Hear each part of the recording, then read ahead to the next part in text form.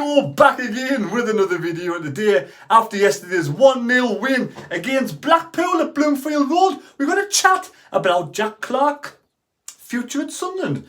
I'm having a sneaky can. Why not? Yesterday I had a migraine for the majority of the day, so I only had one can all day long, a shandy.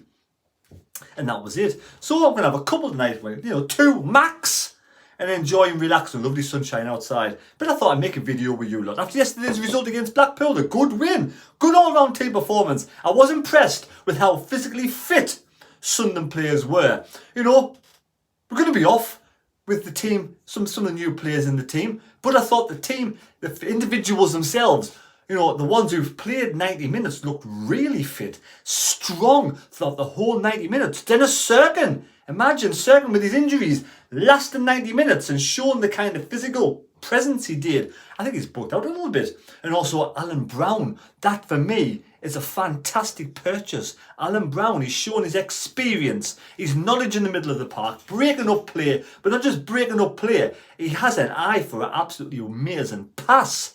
So for me, Alan Brown is going to be an absolutely fantastic asset to Sunderland. But it would be great to keep the likes of Jack Clarke alongside Alan Brown in the side.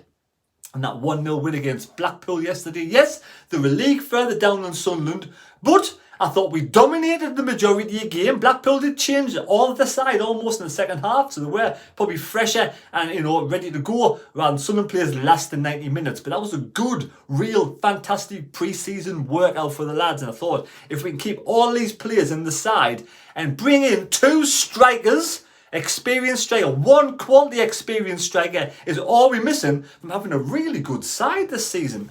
That's just my opinion. Maybe it's another, a good central defender would be good as well. But Jack Clarke has spoke out after the win yesterday. Let's chat about Jack Clarke. Do you think we're actually going to keep Jack Clarke? There's one page today saying, we'll say it's a social media outlet, but it's a newspaper saying he's almost certain to go. Do you believe that? Do you think we can keep hold of Jack Clarke in this upcoming season? Would it be beneficial for him to stay at Sunderland, give him a pay rise, keep him at the club, rather than move him on to a Premier League side where he may not get, plenty of minutes? He might get some game time, but he might get bench time as well. But yes, Sunderland's Jack Clarke spoke to the club's media after the Blackpool win despite transfer interest. Sunderland star man Jack Clarke started and scored the winner for the Black Cats against Blackpool at Bloomfield Road on Saturday afternoon, and it was a good goal. I think it was a nice ball into Job. Job spreads it out wide. Was a rig to Job, because I think Rig looks amazing when he comes on the pitch yesterday. He come over Alan Brown. So where does Rig fit in? We got Brown, we got Job, we got Rig, and we got Dan Neil. Dan Neil yesterday I thought had a good game as well. He did look commanding in midfield and passing the ball around like a little terrier, but passing the ball, spraying the ball around. I think Dan Neil's going to improve for the championship experience in the past for the upcoming season coming up. But for me, Rig, Brown, Dan Neil, three quality players. I don't see where Ekwa fits in. I've got a feeling Ekwa could leave. But he's a good bencher, isn't he? Good bencher. And he'll come on. He might improve himself. At the end of the day, I don't want anybody to leave the club. But Sunderland star man, the former Leeds United and Tottenham man inclusion to Regis Le Bris squad, once again this pre-season strongly suggests that his exit from the club is not close despite high profile transfer interest. That's interesting because he's starting. Now there's two ways of looking at that. It could be in Regis Le Bris starting 11 because he wants to stay at the club, wants to be involved in the whole of the championship season next season. Or he's in the shop window getting his physical fitness ready to sell for the maximum amount of money. Which way do you sit on the fence? Are you a glass half full or a glass half empty? Some days I'm positive, some days I'm not. Today, I would like to think Jack Clarke would stay. Clarke was rated by Sunderland at around 25 million. Another talking point. If we are going to sell Clarke, we want the maximum. We want to really, make teams pay over the odds. Because there's no benefit for Sunderland to sell him for cheap. There's no benefit for Sunderland, I think he looked happy yesterday on the side. He looked happy playing. He makes some really good moves. He is subject from interest from Ipswich Town and Southampton, two newly promoted sides. However, the game against Blackpool, and remember, if we're in the so-called model, and we're going to improve for this 5-year plan, at some point we want to get promoted. Now, does Jack Clarke want to get promoted with Sunderland or move up to the Premier League with Ipswich and Southampton to get relegated? Because that's where the majority of the promoted sides do get relegated. You know, there's one or two have still Brentford and Bournemouth still up there. However, the game against Blackpool, the attacker spoke to the fans through the club's social media channels, suggesting the transfer is not currently closed. Oh, that's amazing. However, everything is sought after, the winger said. Jack Clarke, I thought we had some good spells. I think we can see what the manager is trying to implement. And obviously we are just trying to make sure that we give a good reflection of ourselves and try and do things right. And I think a large part of the game today, we got things right. And I'm happy with the performance. I thought it was a pretty good performance up until the final third.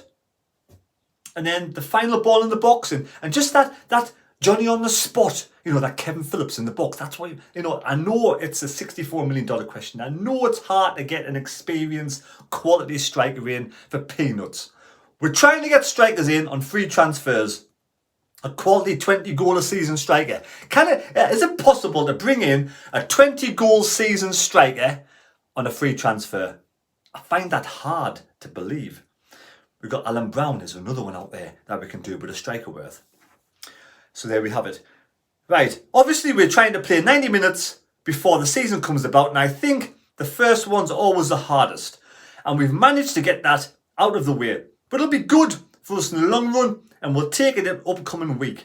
The games are starting to come thick and fast now. Now I do think against Bradford, we will play more of the B side. I think, you know, we might start the likes of Barr, Ekwa. We might start Chris Rigg, hopefully.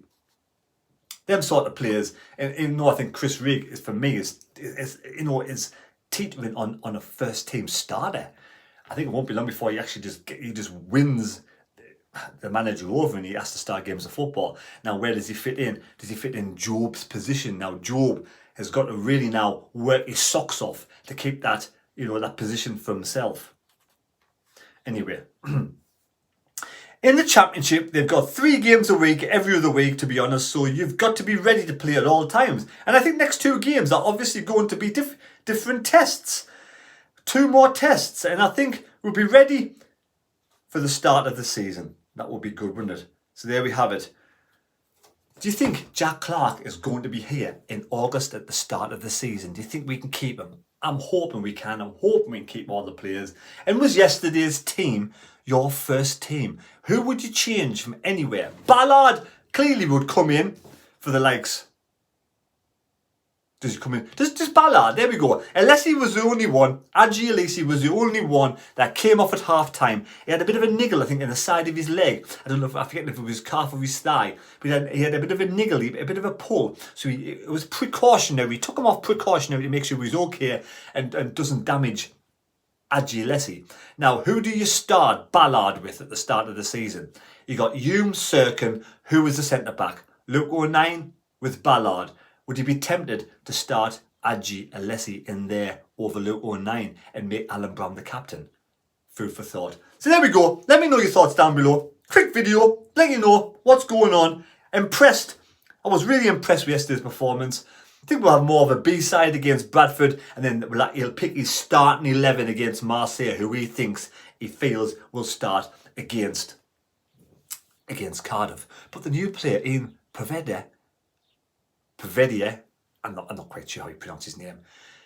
When he gets fit, I think he will actually start over Roberts. I think it's going to be nip and tuck at first. Roberts, for me, yesterday was a decent performance, but sometimes he flatters to deceive. And if he's off his game, Ian will just jump in, and let's hope he is, you know, a star asset to the side. There we go. Take care. God bless me. God go with you. Subscribe if you're new to the channel. It's always appreciated. You know, thank you so much for yesterday's live stream, watching the live stream. I will be doing a live stream for the Bradford match.